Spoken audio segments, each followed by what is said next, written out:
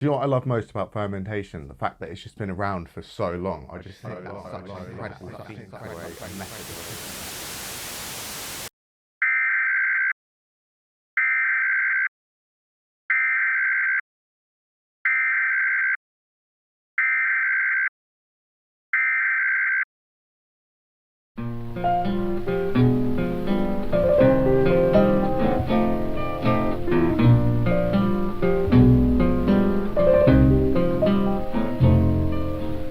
It's all over, but the cry.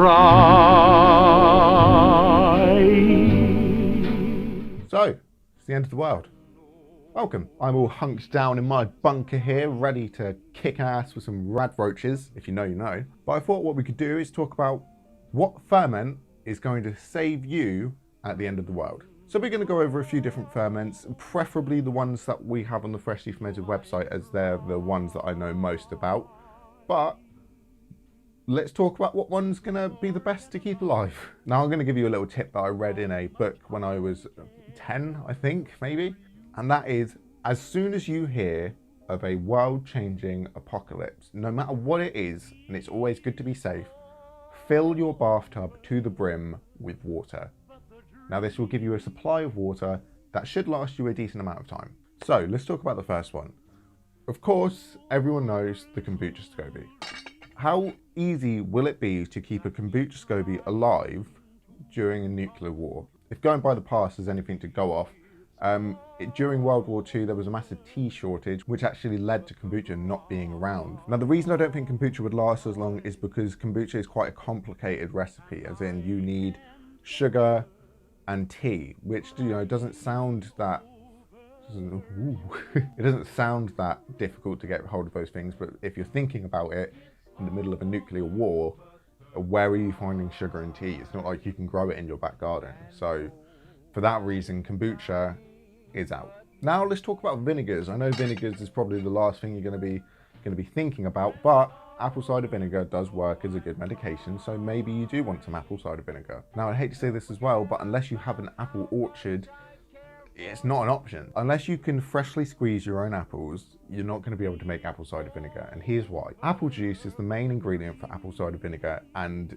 once the end of the world happens, it would have all perished very quickly. Now, unless you have some apple cider vinegar aside, then it would work. However, we're focusing on what ferment starter cultures you can keep going, and apple cider vinegar just unfortunately is not one. And the same would go for red wine vinegar, unless you've got a grape, what's it called? Vine? It's not a vine, vineyard. Unless you've got a vineyard in your back garden, red wine vinegar is not going to be happening either. So for this reason, apple cider vinegar just isn't an option. Okay, so we covered kombucha and vinegar, but what's next? Of course, we have water kefir. Now, water kefir is going to be easier to make than kombucha, but you're going to have some sugar. Now, the only way I can realistically see someone having a water kefir starter culture going through a nuclear war is if they have a buttload of sugar before the war started. So someone like a prepper, water kefir is going to be a great option. Now, here's the thing.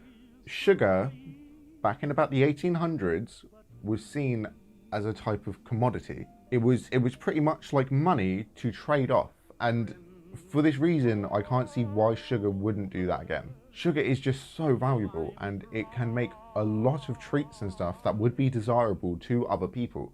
So sugar would make you a prime target. If you've got a bunk load of sugar and someone found out about that, you would be dead. They would come in, rob that sugar, and trade it for guns, medicine, water, food. They trade it for all of that. So for this reason, I'd say that water kefir is definitely one that you could make as long as you had the sugar beforehand. But again, hide it in your house, keep it secret, because as soon as someone catches wind of it, it's getting robbed off you. And so's your head. So next we have ginger bug, and this one is going to be very unrealistic. So unless you've got ginger to spare and a lot of ginger powder, it's just not going to happen. Unless you're growing ginger root, which is, you know, unlikely, but you could be, ginger powder's just, it's not going to happen. Now let's talk about the one that I think a lot of people will think, oh no, I don't think that would work, but it realistically is the best one. Milk kefir. Now milk is very perishable, and I'm sure, as we all know, that milk goes out very quickly, probably quicker than any other of the ingredients on this list. But what if you could make milk kefir without traditional milk? Now milk kefir is very, very, very practical.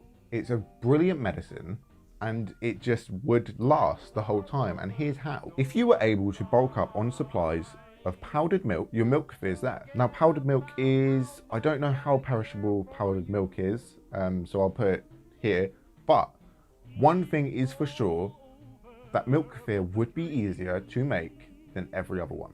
And the same is for yogurts. Yogurt is, you know, a good source of probiotics that would work with powdered milk. So to me, milk kefir and yogurts are the best way to go. I really hope this video doesn't get used seriously at any point, but if it is, then I hope this video has kept you alive. This is a bit of a different video, a bit of an entertainment one. We're currently in the process of moving our studios around, so this is going to be changing very soon. I'm sure you'll see it as the videos progress that we're going to gather a little bit more. This is actually a bed sheet. And I'm actually in my garage right now. Thank you so much for watching. If you did enjoy this video, please leave a like. I really appreciate it. And you know, what culture would you keep alive during an apocalypse? Let me know in the comments down below. And if you don't want to miss content like this, hit the subscribe button with the bell notification next to it so you get notified every time we post a video. Anyway, thanks for watching. Happy surviving, and I'll see you in the next episode. Thank you very much.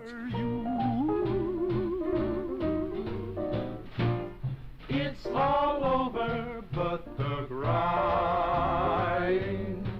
and nobody's crying but me. Friends all over know I'm trying.